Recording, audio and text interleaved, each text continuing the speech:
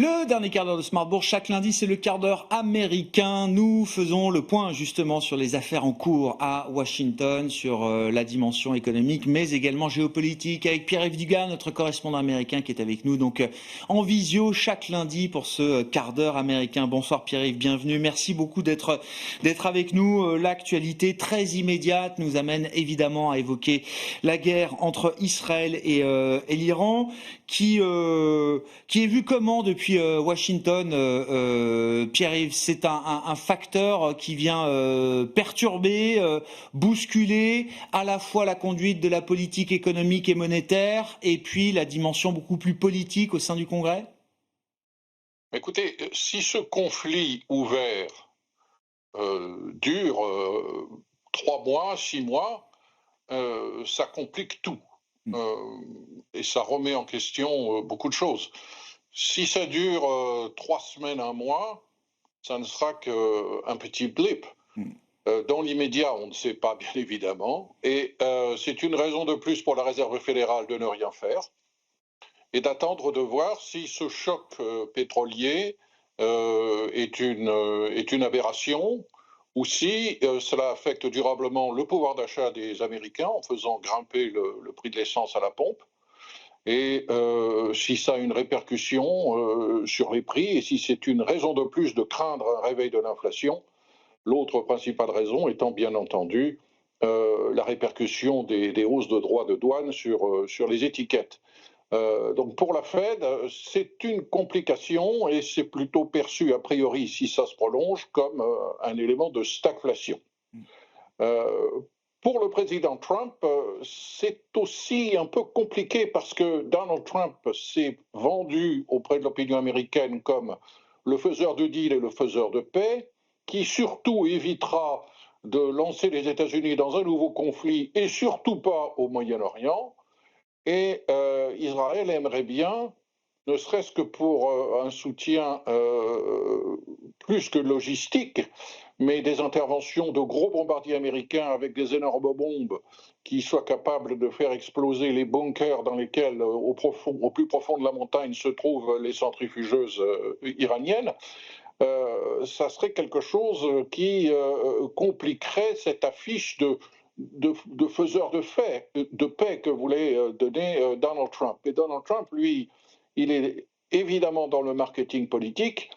Il veut préserver sa promesse au peuple MAGA de ne pas s'engager dans des guerres durables sur le front extérieur, mais il veut aussi paraître comme l'homme qui est toujours du côté des gagnants. Et si Israël est en train de gagner, il faut qu'il soit affiché comme l'homme qui aura aidé Israël à gagner, parce que indirectement, la destruction de certains éléments de l'infrastructure pétrolière iranienne, si elle accélère la disparition du régime des mollahs, peut servir les intérêts américains et les intérêts ukrainiens aussi et les intérêts européens. Ne l'oublions pas.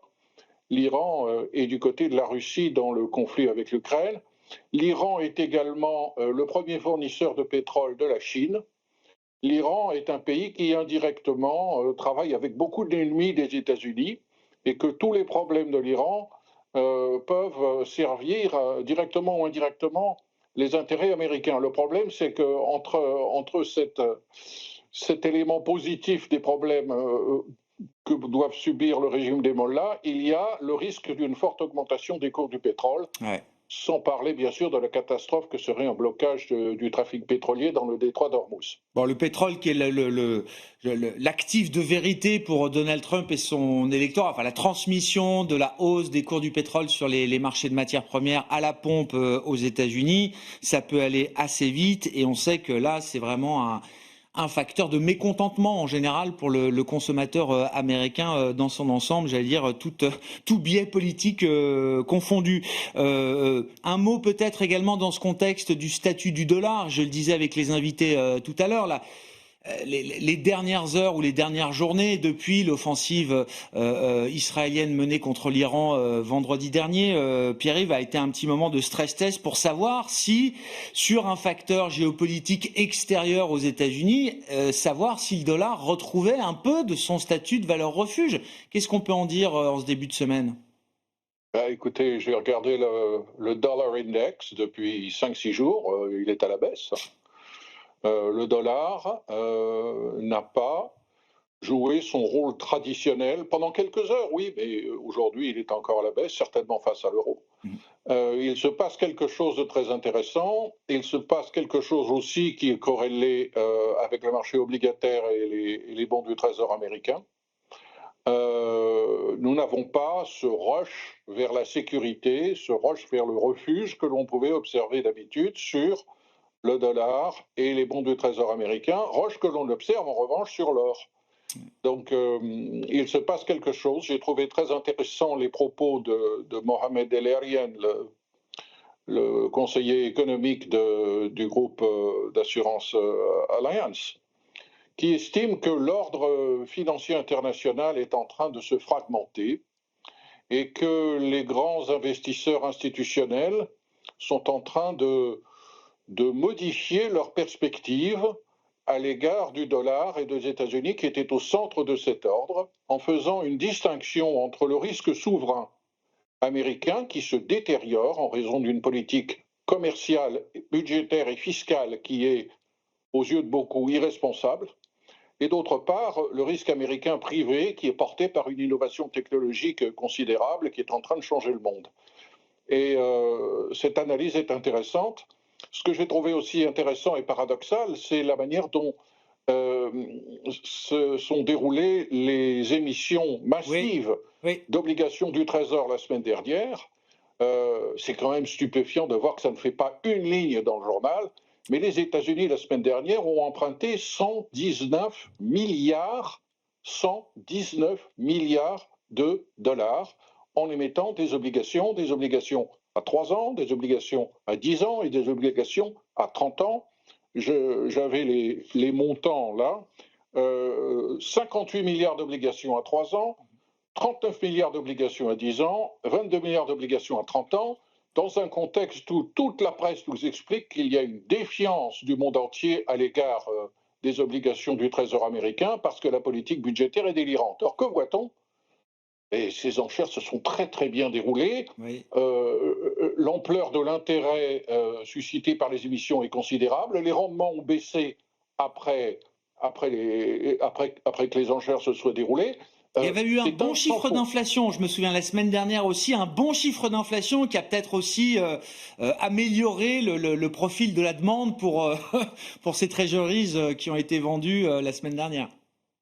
Ça a certainement pu jouer un rôle, mais ce qui est intéressant, et Mohamed El-Erian l'a bien signalé, c'est qu'il ne faut pas se tromper et voir dans le succès des émissions du Trésor un indicateur absolu de l'intérêt pour le Ah, papier américain. Pourquoi?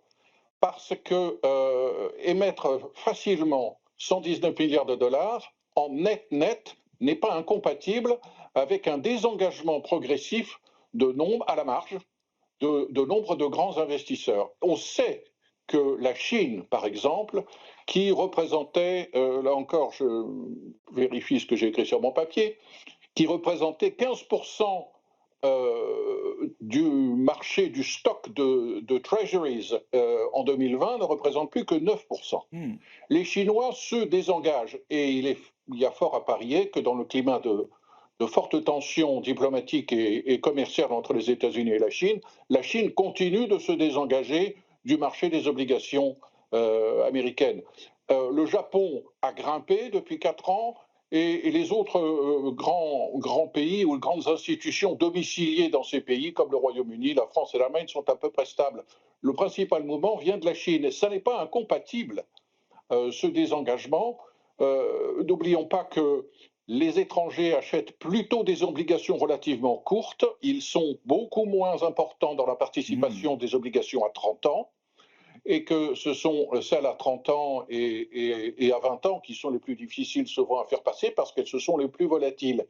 Mais que dans ces obligations courtes, il suffit de laisser ces obligations arriver à maturité pour ensuite ne pas les renouveler en volume dans la même proportion pour que, en fait, on se désengage sans en avoir l'air. Et c'est probablement ce qui est en train de se passer et qui n'est pas évident si l'on regarde de manière superficielle les chiffres qui nous montrent un succès des émissions du Trésor Ouais. américain. Faut bien regarder qui achète aujourd'hui, sur les émissions ou au-delà, qui achète des treasuries et qui n'en achète plus ou en achète moins. Et c'est vrai qu'il y a un mouvement vers une dette américaine sans doute beaucoup plus domestique. Il va falloir que les Américains se mettent eux aussi à acheter peut-être beaucoup plus activement de la dette pour compenser eh bien, les achats moindres des poids lourds qu'ont été et que sont encore la Chine ou encore le Japon. Merci beaucoup Pierre-Yves. Pierre-Yves Dugas avec nous chaque lundi dans ce quart d'heure américain, à retrouver bien sûr en replay sur bismart.fr.